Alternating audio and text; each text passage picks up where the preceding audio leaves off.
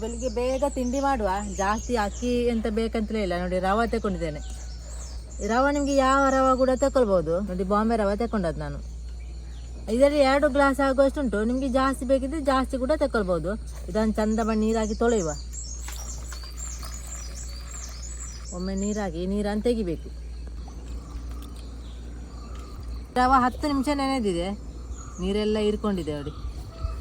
1 cup ಆಗುವಷ್ಟು ಅನ್ನ ಹಾಕುವ. ಇದು ವೈಟ್ ರೈಸ್, ರೇಷನಲ್ಲಿ ಸಿಗ್ತಾಯಲ್ಲ ಅದು, ಬೆಳ್ತಿಗೆ ಅಲ್ಲ, ದೋಸೆ ರೈಸ್ ಅಲ್ಲ, ಮತ್ತೊಂದು ಕುಚಲಕ್ಕೆ ಸಿಗ್ತಾಯಲ್ಲ ಅದು ನೋಡಿ. 1 ಕಪ್ ಆಗುವಷ್ಟು ಹಾಕಿದ್ದೇನೆ. ಎಷ್ಟು ನಿಮಗೆ ಬೇರೆ ವೈಟ್ ರೈಸ್ ಮತ್ತು ಬಾಯ್ಲ್ ರೈಸ್ ಕೂಡ ಹಾಕ್ಬೋದು.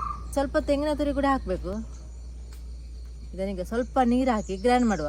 ರುಚಿಗೆ ಬೇಕಾದಷ್ಟು ಉಪ್ಪು ಹಾಕುವ. ಉಪ್ಪು ಹಾಕಿ ಚಂದ ಮಾಡಿ ಮಿಕ್ಸ್ ಮಾಡಿದರೆ ಆಯಿತು. ಹಿಟ್ಟು ಮಾತ್ರ ಸ್ವಲ್ಪ ದಪ್ಪ ಇರಲಿ ನೋಡಿ. ಈ ರೀತಿ ಉಂಟು, ಉದ್ದಿನ ದೋಸೆ ಹಿಟ್ಟು ಉಂಟಲ್ಲ ಅಷ್ಟು ದಪ್ಪ ಮಾಡಿದ್ದೇನೆ ಹಿಟ್ಟು. ಸ್ವಲ್ಪ ಅಡುಗೆ ಸೋಡಾ ಹಾಕುವ, ಸ್ವಲ್ಪ ಸಾಕು. ಅಡುಗೆ ಸೋಡಾ ಹಾಕದೆ ಕೂಡ ದೋಸೆ ಮಾಡ್ಬೋದು. ಅಡುಗೆ ಸೋಡಾ ಹಾಕಿದ್ರೆ ಉಂಟು ಚಂದ ಮಾಡಿ ಕಣ್ಣು ಬರ್ತದೆ. ಅದಕ್ಕೆ ಸ್ವಲ್ಪ ಹಾಕೋದು. ಇದು ದೋಸೆ ಕಾವಲಿ ಕಬ್ಬಿನದ್ದು. ನಿಮಗೆ ನಾನ್ ಸ್ಟಿಕ್ ತವಾದಲ್ಲಿ ಕೂಡ ಮಾಡ್ಬೋದು. ಈ ಕಾವಲಿಗೆ ಸ್ವಲ್ಪ ಎಣ್ಣೆ ಹಚ್ಚುವ. ನಾನು ಎಲ್ಲ ಎಣ್ಣೆ ಹಚ್ಚೋದು. ನಿಮಗೆ ತುಪ್ಪ ಕೂಡ ಹಚ್ಬೋದು, ಬೇರೆ ಯಾವ ಎಣ್ಣೆ ಕೂಡ ಹಚ್ಬೋದು. ಇದರಲ್ಲಿ ಬೇರೆ ಎಣ್ಣೆ ಎದ್ದೋದಿಲ್ಲ, ಅದಕ್ಕೆ ಬೇಕಾಗಿ ನಾನು ಎಣ್ಣೆನೇ ಹಚ್ಚೋದು. ಎಣ್ಣೆ ಹಚ್ಚಿ ಕಾವಲಿ ಬಿಸಿ ಆದ ನಂತರ ಸ್ವಲ್ಪ ಹಿಟ್ಟನ್ನು ಹಾಕಿ ಬಿಡಿಸಿದ್ರೆ ಆಯಿತು.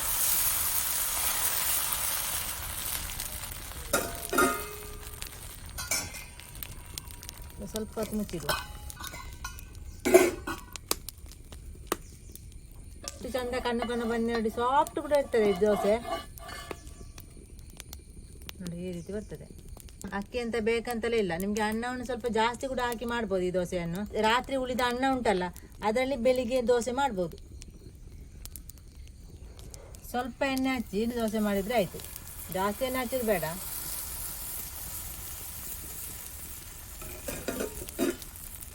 ಸ್ವಲ್ಪ ಕಣ್ಣು ಬಿದ್ದ ನಂತರ ಮುಚ್ಚುವ.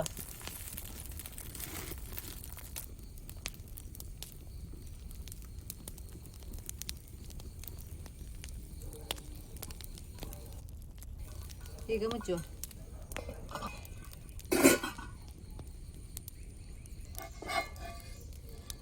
ದೋಸೆ ರೆಡಿ ಆಯಿತು. ಅಂದರೆ ಉಳಿದ ಅನ್ನ ಇದ್ದರೆ ನೀವು ಬಿಸಾಡುವ ಬದಲು ಈ ಸ್ವಲ್ಪ ರವೆ ಹಾಕಿ ದೋಸೆ ಮಾಡ್ಬೋದು ನೋಡಿ. ಸಾಫ್ಟ್ ಆಗಿರ್ತದೆ ನೋಡಿ.